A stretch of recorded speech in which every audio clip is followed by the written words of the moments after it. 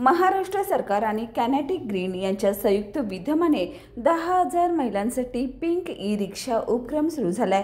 पुणे, नाशिक, कोल्हापूरसह 8 जिल्ह्यांमध्ये ही योजना राबवली जात असून महिलांना 20% सरकारी अनुदान, 10% डाऊन पेमेंट आणि उर्वरित 70% कर्ज स्वरूपात दिले जाणार आहे।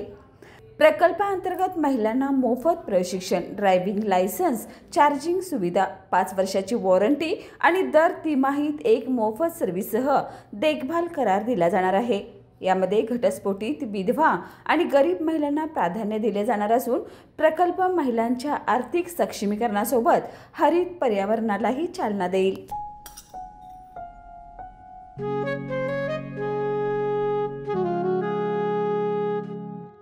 बाबा, आज येताना बासुंदी घेऊन या ना।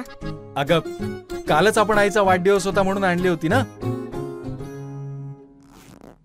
ऐकलं, गोकुळची बासुंदी पुन्हा खावीशी वाटतेय। खरं सांगू, मलाही खावीशी वाटतेय। पुन्हा पुन्हा खावीशी वाटणारी गोकुळ बासुंदी।